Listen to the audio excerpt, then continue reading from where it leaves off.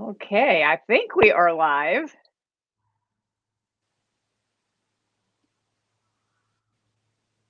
I believe we are. I don't see anything that tells me we're live, but I think we are. I see it, Gloria. I see it on Do the you upper see corner. it? Okay, I see it. Okay, all right. Okay, I'm not seeing it, but everybody else is, so I'm believing it.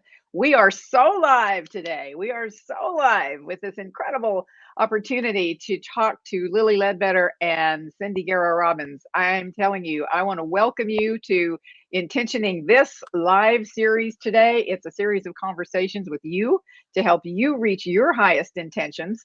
I'm Gloria Feldt. I'm co-founder and president of Take the Lead, and our mission is nothing less than gender parity in leadership by 2025.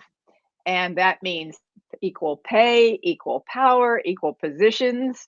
And so I am super excited to introduce two absolute heroes of the movement for equal pay. And I want to thank each of you right now up front before we even start talking for the work you have done, which is actually benefiting every single one of us, every woman who's watching today. And I hope we have a lot of folks joining us today. So let me give you a quick intro of the two of you, and then we will just launch into some questions and hear your stories. And I'm sure you have so much advice you can give also along the way to women who also are trying to get equal pay and equal positions for themselves. So we have Lilly Ledbetter, who has become a household name with her historic high profile lawsuit against Goodyear Tire and Rubber, which was filed after she had exhausted other remedies for the blatant pay discrimination she discovered after she had been working for the company for decades. Not to be deterred by after the Supreme Court overturned her previous victories, she turned to legislative remedies. So we will talk about all of those. Cindy Guerra Robbins made history in a different, very strategic way that she took the initiative to shape corporate policy in order to secure pay equity. And it's a story that I actually share in my book, Intentioning, because of its lessons in the importance of relationships and how you do movement building, whether you are in an organization, whether you are doing it in the public square, the principles are still the same. So let's just jump right in. Cindy, would you just start telling us a little bit about your background and how did you happen to take on that initiative to equalize pay at Salesforce? Well, first of all, thank you for having me on. And I just want to say thank you again to Lilly Ledbetter. We should all be thanking her for paving the way and being the trailblazer that she has been for all of us. It really started with a conversation between myself and Layla Seca, who's a very good friend of mine, and she was a product executive at Salesforce. And we had both been promoted about the same time and both been elevated into big jobs. And I think, after we came down from the euphoria of being promoted and in big jobs, we knew we had a different level of responsibility. We had power in the company, given our level, our role, who we reported to. I reported to the CEO. She reported to someone on the management team in a leadership role. And we both put our heads together because we knew that we needed to do more for women inside the company. We wanted to see women elevated inside the company, more women in positions of power, being given equal opportunity to those positions. And we also discussed pay. I think in our roles at the time, we talked to a lot of different women who just wanted a sounding board to talk to us, not as a head of HR or a product executive, but just as two women who were suddenly in positions of power. Mm-hmm. And they were seeking advice and counsel, and you just started to hear common themes, common questions, concerns. And we knew that pay was something that Layla and I felt had a gut reaction that it's something, regardless of whether there's a problem, it should be part of the company philosophy. It should be part of our value system. And so we took it to the CEO. And we didn't take it as a HR message or a product executive message. We took it as two women who wanted to have a conversation with the CEO and talk about something and educate as well, that we felt that there might be a problem inside the company. We hadn't done an assessment yet, but we wanted his buy-in. It all starts at the top. You know, Layla and I could not have done that without Mark Benioff's support and advocacy. And we're thankful that he said yes. But I had a partner. So I know that there are a lot of women who want ways to do this, but, you know, I know that it can be quite concerning to try to do it alone. We had each other. Lilly did it alone. Lilly had the great courage. You know, she did it alone.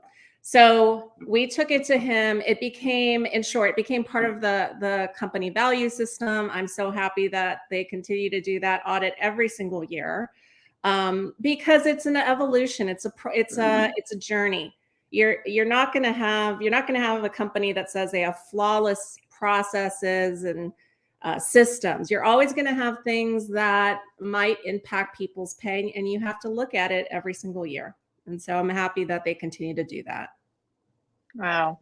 So that's a good moment to ask Lilly then, because Cindy, you said Lilly did it alone, whereas you had your colleagues, and I do want to point out that one of the leadership tools that we teach all the time at Take the Lead is called create a movement. And to do that, you have to first find the other people who share your values and your concerns. And you have to get together with them and have the courage to put those issues on the table. And then you go to where the power is and do what you can to make the change. But you're right. So that's a good segue to you, Lilly. Now, you had worked at Goodyear for many years, right? And you had a leadership position, right? I did, yes. I hired in as a manager. When I went to work, I went in as a manager in production. Yes, I did. And how did you find out? So I just want to say I can sympathize with you for not knowing sooner that you were underpaid compared to your male colleagues, because I too never questioned such things when I was younger. I think there may be a generational thing here. I'm not sure, but I was just glad to be doing a job I loved. So how did you realize that you were being paid less, and what made you take action on it? Well, it was an anonymous tipster gave me an anonymous note just on a torn piece of paper, and I still today do not have an idea who gave me that note and that information. Wow. Because when I went to work with Goodyear and went through the HR department, fill out all my paperwork, withholdings and insurance and so forth, they told me, you never discuss your pay if you work here, because if you do, you will lose your job. So they never discussed pay. We never knew. The union people's pay, everybody knew what everybody made because it was negotiated through the union. But the management people did not have a union. So I never knew. I didn't even know when raises came out. They never posted them. They never said there'll be 3% this year or 5% or 7%. Never. You didn't have a clue how much you might get. And they only gave them out to me about every year and a half to 2 years. And but the other people I found out during the trial, during the discovery, that they were getting paid, getting a raise every year, and they were nice, very, very big. That's where the money went, was to the men. So I was getting left out, and it was simply because I was a female. I did my job. I did a great job. And they didn't evaluate us, except I was there for almost 20 years, and I was evaluated 3 times in that 20 years. And that was when they were having a salaried cutback. And that was so they could stack people to get rid of the ones they wanted to and to keep the people they wanted to. But that was the way it was. So I never had a way to know. Excuse me, I've got this raspy voice today. And then the other problem was when I went to work, Goodyear was making airplane tires for the military planes and the government planes. And they were making Jeep tires for the Jeeps and the military. And then when I left 20 years later, they were still making Hummer tires. They still had government contracts, but they were not getting audited or getting checked in order to get those contracts. There was no requirement. They just, whoever jockeyed enough in the lobby case got the contracts. So you let's kind of go back to you get this anonymous tip. What do you Right. do? What did you do when you got that anonymous tip? What was the next thing you did? Well, when I saw it, it was my pay, my base pay, and three men. We four had the same job. And what hit me first was the difference in our pay. And then the next thing was my overtime because, like, for example, my peer had a heart attack. I worked 2 months straight, Hmm. 7 nights a week, 12-hour shifts, 7 nights a week for 2 months. And that's a lot of overtime, time and a half, double and triple. And that hurt me a great deal. And I was just devastated. But then later in the shift, I thought about, hey, my retirement's based on this, my contributory Hmm. retirement, and my 401k, and my Social Security all will be based on what I'm earning. And I just couldn't let that go. So I told my husband the next morning, I said, I must get to Birmingham, Alabama and file a charge with the Equal Employment Opportunity Center unless you object. And I will warn you, if I start, it will take at least 8 years. It took 9 years. From the time I Hmm. filed the first charge, it was 9 years later before I got the final verdict. And I never got a penny. I won 3.8 million in the first trial in the federal court, and Goodyear appealed. It went to 11th Circuit. They disallowed it. We appealed, went to the Supreme Court in November of 2006. The verdict came out in May of 07, and that was 9 years later. 9 years later, and they disallowed it 5-4. But they've closed the courtroom doors with that verdict. Those 5 justices on the Supreme Court, they shut the courtroom doors. No one else could have ever benefited from equal pay law and filing a charge for the equal pay because it would have been so short. Wow. Because So if we go back then to I'm curious, Cindy, when did you first hear about Lilly and her work and her lawsuit? What recollections do you have about was that what inspired you or what was it? There were, I mean, Layla and I talked about this a lot, and we had different sources of inspiration. Lilly, we met that first year we started the discussion. We went to the White House, and Obama was was our president, and we were celebrating the Lilly Ledbetter Act. And that was the first time I met her. And it was just so surreal being even there and being recognized, Salesforce being recognized for the work that we were doing, Mark being recognized as a cause. I think that was a big aha moment, I think, for us that, I think Layla and I turned to each other and just like, what did we do exactly? We're like sitting in like the West Wing of the White House, so we're watching, Obama and Lilly, and it was just kind of surreal. I think too, like there were a lot of things that happened that year too. Patricia Arquette, her Oscar speech, where Hmm. she talked about equal pay. These are just some things that just resonated with Layla that, okay, we're doing the right thing, right? There are lots of amazing trailblazers like Lilly and now like the U.S. women's soccer team and what they've accomplished.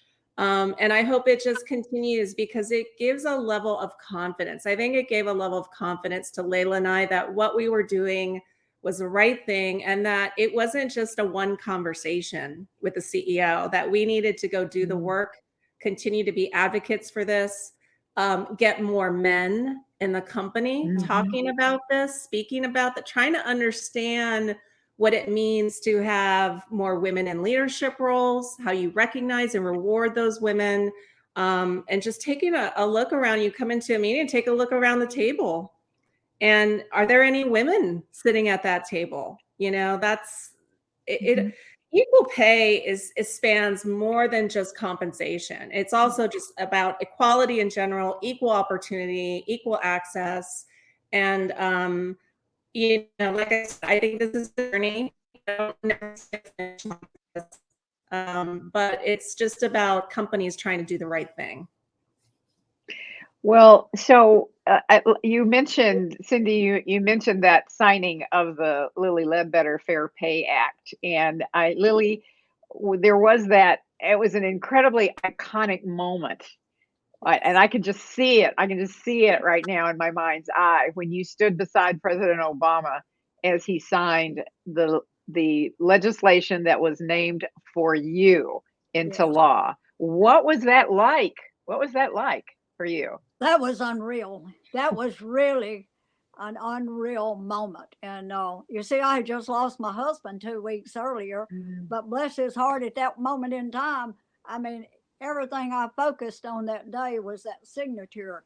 Every time he'd make a mark and change pens, I thought, yes, that's somebody's equal pay right there. If somebody will get the right treatment, they'll have a good retirement and they can live a good life. They can send their kids to college, they can buy a house and pay the mortgage and have a good retirement. That's exactly what was going through my mind. And you know, there were Republicans and Democrats standing there that day. And I've had a lot of questions about why I wore the red jacket. I wore the red jacket because women was still in the red. It had a meaning. I didn't just get a red jacket and put it on. And I had the pin on with a woman that was campaigning. She was carrying a red purse.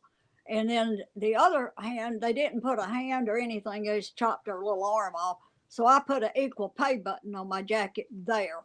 That was a lot of discussion online then, was where did I get the pin and what did it mean? But just a few people realized that red jacket meant something too. I don't think Well, many people know the story. I think I mean, I just recently, the last year, I think, heard that story.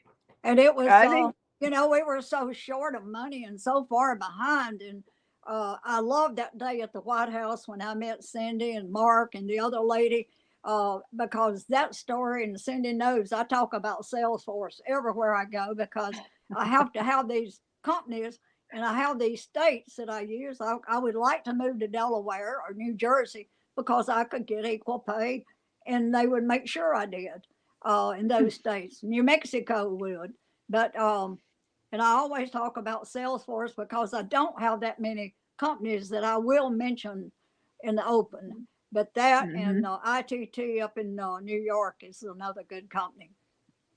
They go to high So school even and recruit. that's great. You know, I did not know the red jacket story until just now. But you see, I'm wearing a red jacket because that picture is just like Right. it's seared into my soul. I I know. also usually wear red jackets, but that's a whole other story. Yeah. I do it for another reason. I have a fetish about wearing the color that whatever my last book is. I wear the colors of that book cover, and that's just kind of weird. But it's definitely not as profound as getting a law signed to give people equal pay. So, Oh, that was but a I day, am. that was a day in my life. And you know, the women who went that day for that bill signing, Gloria, you might have known this. That was the first day that the women in Washington D.C. or around any other circumstances had been in that White House in 8 years. Oh Eight wow! years. Of course, Eight yes. years.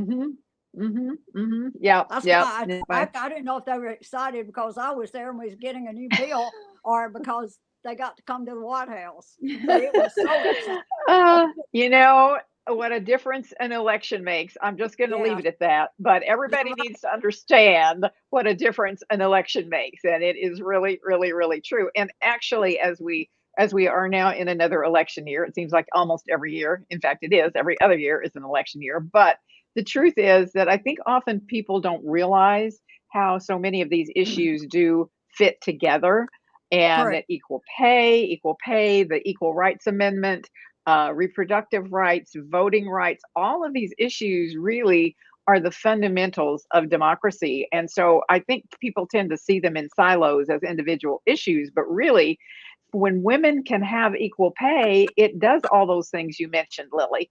It gives us a retirement. It gives Yeah. us an ability to feed our families. It gives us all of those things. I mean, people just tend to think of it as being some side issue, but it's not. It is very, very fundamental to our ability to be full and complete citizens. So I want to go back to the corporate, because I think oftentimes many women feel like, well, I can't get a law passed. I'm not going to file a lawsuit. Uh, I don't know if I have the ability to get anything done by myself. So I do want to ultimately get to what individual women can do for themselves. But I thought it would be good, Cindy, if you could talk about things that women can do inside their organizations to bring equal pay issues to the attention of people who need to, or who are the decision makers who can actually make a change. I mean, what can women do on their own to help make change in their organizations? Well, I think if it does differentiate probably a little bit if you're, for example, an individual contributor versus if you are in a management role or in a leadership role. I think if you're a woman in a leadership role or in a management role and you have a team, I think you do what you can to set the example, right? And asking the right questions and working with HR and ensuring that the policies that are being rolled out across the company, whether they're promotional policies or hiring processes, that they're done in an equitable and fair way. I think when you're an individual contributor, you have to find a path. And I think even for Layla and I, when we started having this conversation, we did reach out to a few people, mostly men in positions of power, to talk about this, that we were thinking of going to mark in this with this subject. What did they think? Did they think, we were on the right path? Did they think we should not do it at all, and why?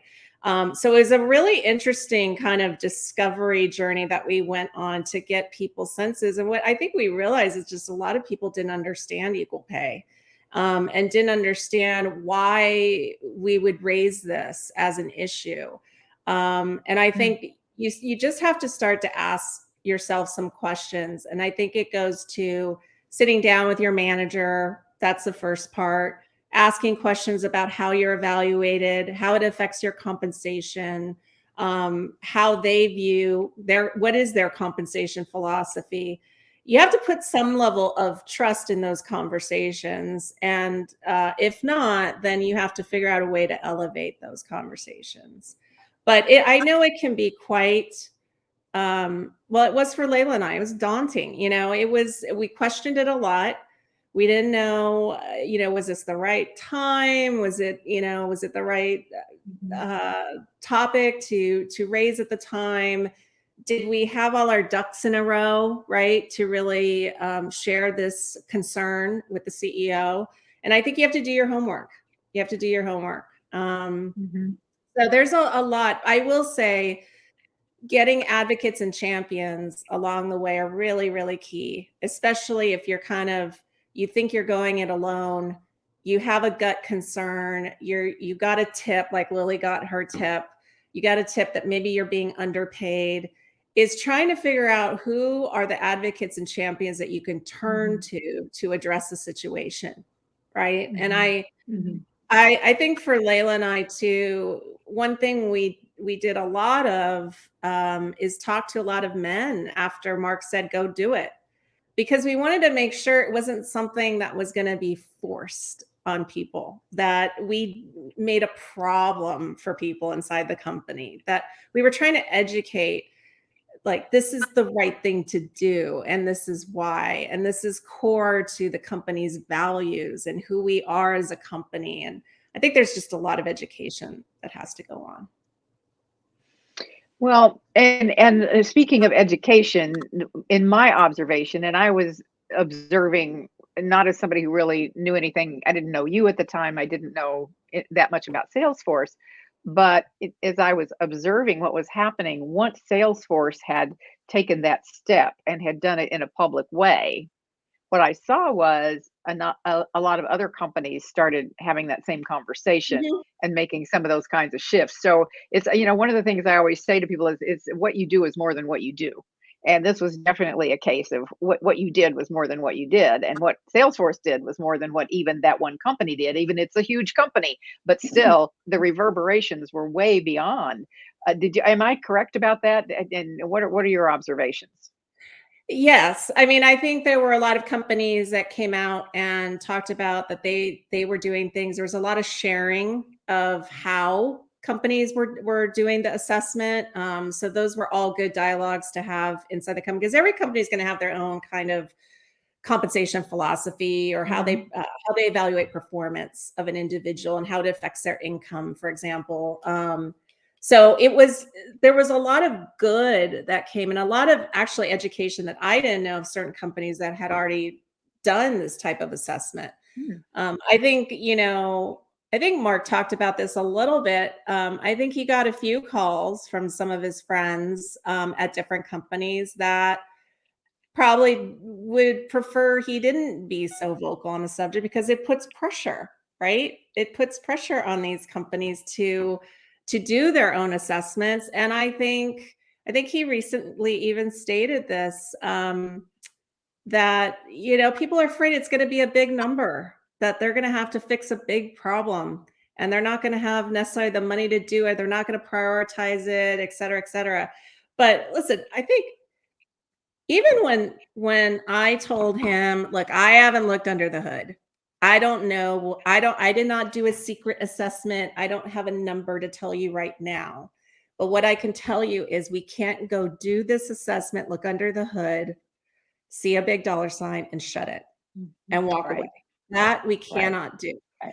But doesn't mean you need to fix it all in 1 year, right? The company still needs to perform. I mean, there's lots of factors, but if you show that you're making progress to doing the right thing and the right steps to do equal pay, maybe it takes a year, maybe it takes 2 years, maybe it takes every single year, which it does, right? When you're doing this type of audit. So Right.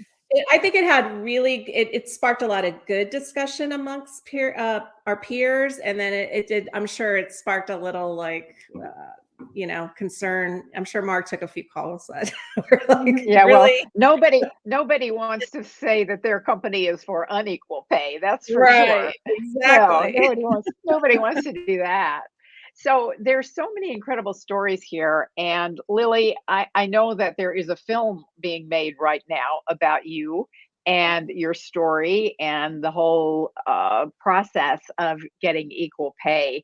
And I'm gonna take a moment to brag just here if I can, because the this film is being made by two of the graduates from our Take the Lead 50 Women Can Change the World in Media and Entertainment. And in fact, that's where they met.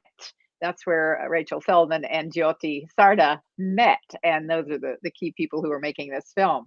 So I am very excited about it. And can you tell people what's coming with that film? How did that happen? And when is it going to be out? And when can we see it? And all that. They have not given me the update on when it'll be out yet. It was supposed to have been later spring, but I'm not sure they're that far ahead right now. But it's coming, probably early fall would be my guess on when it's out. But it's really exciting, and that was my goal from day one. If it could just, the story can just stay. I wrote the book, and the people that I contracted with to write the book, they wanted more of how I grew up and what was my background and what gave me the stamina to go through what I had gone through and the flack I had taken from other people and the company that I worked for. And it didn't turn out exactly. I wanted to start with the Goodyear time and or maybe a little background and then work on it. I wanted to tell the story in that book, and I didn't quite get to, but now the movie will pretty well do that. The script in the movie is pretty well going to tell the story. And if it doesn't get all the facts, there'll be a documentary that'll follow that. And Oh, so it will I want it left because the Ledbetter story is just everybody's story. It touches everybody in this country. One way or the other, anyone you talk to has been touched by unequal pay for equal work somewhere. And it right. goes on for the rest of your life. It's not just what you work and earn today, but it's all of your life. It goes on into retirement. And also your raises are generally percentages of what you start out. So you have to Right. be sure you get the exact pay you should in the very beginning. Otherwise, you've lost, and there's nothing, no way you can get it back. Um, Two, the thing that I'm the proudest of, the Ledbetter bill was sponsored and co-sponsored by Republicans and Democrats. In fact, Olympia Snowe was standing behind me when President Obama signed that, and she is a Republican. Senator Collins supported it. And in fact, Olympia Snowe said that that was the greatest moment of all of her years in, Wow. in the Wow. That's what? amazing. That's Yeah. amazing. Well, we all yearn for the days when we could have that kind of bipartisan support of important legislation like this. That is for And we sure. passed Well, in 18 months. 18 months, that's a record. I 18 don't know months. anything that's been passed in 18 months that has any teeth to it. I mean, 18 months, but we wore out a Well, lot of leather. it's just Made up a lot double of money. double congratulations on that. Oh, So what's really I think what's really striking me here is that we women or whoever, and I say this because we know there are many disparities among women in equal pay. We know that white women make closer to equality in pay, that black women don't have an equal pay day until I think they make 62 cents to men's dollar, and for Latinas it's way down further into the year, like into the fall, before they are earning what the men earned in a comparable way. So we have so much more work yet to do to make sure that everyone is getting equal pay. But I do believe that we have the power. We have the we, power to make change. And you two are examples of two different ways that we can utilize that power. Lilly, you used public policy, and Cindy, you use company policy. And if we can take just a few minutes here before we wrap up, I would love to know if you have either of you have tips for individual women who are trying to figure out how they can do something for themselves to know their value and negotiate to get paid what they're worth. You know, if they're not going to be able to get legislation, or they're not planning to do a lawsuit, and they don't work for a company where they can feel like they can do what Cindy did, what are some things that individual women can do to know their value and negotiate and get paid what they're worth? Either of you have some tips? I do. I'll start if it's okay with Okay. Cindy. Yep. Learn. I encourage the younger women that be looking for going into a career to learn how to negotiate their pay, do the research, do the homework. What does that company pay? What do people say about them? Do they have good benefits to get into the right job and to get the right money? That's what you really need. And once you get hired, look around in the company. Like Cindy had a kind of a co-conspirator or a mentor type person to listen to her and help her. You need a mentor, but you need to know you've got someone you can trust. Not all people in a company and corporation you can trust, right, Cindy? But if you've got one, kind of team up and use them, but try to stay educated and follow the rules and follow the laws. And also, what happened to me, I didn't get the Ledbetter bill passed all by myself, but when that verdict hit the news media in May of 07, the lawyer said, Lily, don't worry about the media, we'll handle it. And I thought, I had a good case. I should have won. The law is on my side. I had a good attorney. I have nothing to be embarrassed about. And so NBC called. I said, come on up to 1206. CNN called. I invited them back. And then Norman Lear's group out of Washington called. I said, come on down. We'll do some films. And I did everything I could, and everybody jumped on, because from coast to coast, north to south, people was just upset. Men, lawyers, everybody. I got more support locally from retired professors from the college than I did women. The women didn't want to talk about it. It was embarrassing to let people know they didn't make what they should have. But the men jumped on and they got it. And that's what bombarded the Ledbetter bill. That's what got me tickets to the Washington, and put me in a hotel because I couldn't afford it. My husband was dying with cancer at the time. Gas was $5 a gallon in 2008. And we didn't have any money for me to be going back and forth to Washington. So other people footed that bill so I could do it.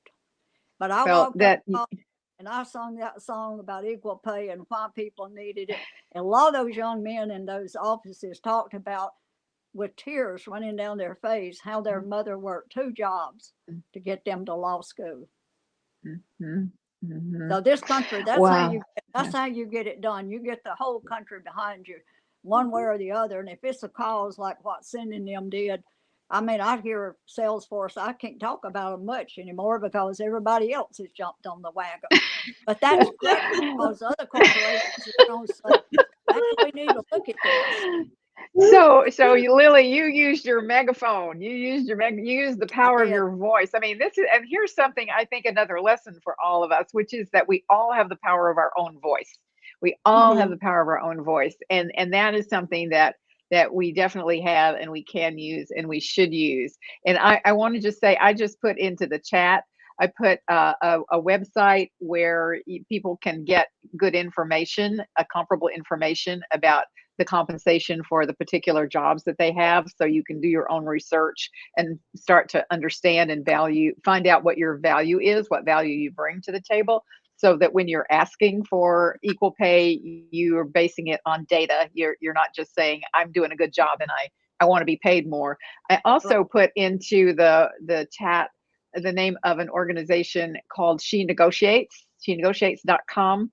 My dear friend Victoria Pinchan is saying that she's retiring. I don't believe it, but she says she's retiring. But she's turned her website, which was formerly her company where she did consulting for women to help them get equal pay or get the best compensation package they could. But you can still go to shenegotiates.com, and there's just a ton of free resources about negotiating and material and information and referrals for some other really great negotiation coaches or consultants. So I wanted to put those into the chat. If people are getting all hot under the collar and want to do something, this is how you can do it. There's just so much information out there now. So I want to wrap this up with a final question that I always like to ask my guests, which is, what is your leadership lesson for women that you would like to share today from your experience or from what you're observing? What leadership lesson would you like to share? Lilly, you want to go first?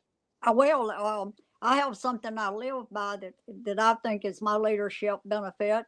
I believe in what's right. If it's right, you can't change it. That's the way it is. And if it's the right thing, it'll work out. And you've got to stand up for yourself, and you never give up hope. You keep faith, because Lordy, it's been a long years now of just getting this movie started. I've been wishing and hoping, but I have a strong faith and I have hope, and you never give up. You throw your head back and your shoulders squared, and you go forward, because you cannot give up. Keep the faith and go forward. And I did learn something that reiterated about life too. It's not so much what happens to us, but what do we do about it? Do we get knocked down? Do we get up? So forth. I believe in that. So I believe in staying true to myself and to others. Outstanding. Cindy, what's your leadership lesson that you want women to know? Well, if I reflect on my own career, my own trajectory, it is about doing your job and doing your job effectively, but at the same time, it's how you go about doing it, and the relationships that you built inside, I think really helped propel me forward and upwards. And a lot of that was just, I got a lot of advice from mentors, and a lot of my advocates just stay true to who you are. Don't try to be someone else. Just stay true to being your authentic self. And I know there's a lot of articles and books written about being your authentic self, but I really had to say that to myself on multiple times, because it's very easy to steer away from that or get influenced to do so. But I do feel, to Lily's point, like your authentic self will lead you to do the right thing. And in the end, Beautiful. no matter what happens, if I can go to sleep at night feeling good about doing the right thing, that's a win for me. So both of you've each said somewhat the same thing in different words, and it helps me understand why you are the leaders that you are and why you've been able to accomplish what you've been doing. And I want to again thank you on behalf of all women for doing all of that. And as we close out, I just want to remind people that we're streaming this on Twitter, Facebook, and LinkedIn. And then afterwards, we'll also post it on other media. So please, there's so much valuable advice that you've heard here and so many great stories about how we can make a difference for equal pay. Share this around. Make sure that your friends and colleagues know about it, because you may help the next woman to get paid what she deserves. And that is a big, big, big deal. So I also will say that as we have revised and updated and made even better than it ever was, even though it was already called Life-Changing and Jet Fuel for My Career, our Take the Lead 9 Leadership Power Tools to Advance Your Career online course is up for enrollment again. So, and this week through the end of March, which is in honor of Women's History Month, you can get $100 off of any one of the different versions of the course that you choose to take with the code WHM22. WHM, Women's History Month 22. And you can choose to take the course as a self-study course. You can take it and get 4 masterminds with me. You can also take it and get the masterminds and the course and coaching, whatever serves you and your needs the best. So you can go to taketheleadwomen.com/online course, taketheleadwomen.com/online course. And you can find out more about it there. And I would love for you to join me in this course. I love working with the women who take this course. So I thank you all for being here. I particularly thank you, Lilly, and you, Cindy, for being here, for the work you've done. I'll see all of you next week, I hope, when my guest will be the amazing Minda Harts, author of The Memo and Right Within, books that are changing how Black women work and show how workplaces should be treating Black women. Well, actually, everybody. And she has a new young adult book coming out April 5th. It's called You Are More Than Magic. So it sounds really great. We'll get a chance to talk with her about that, and you'll be the first to know about her new book. So till then, thank you so much for being with us, and keep intentioning.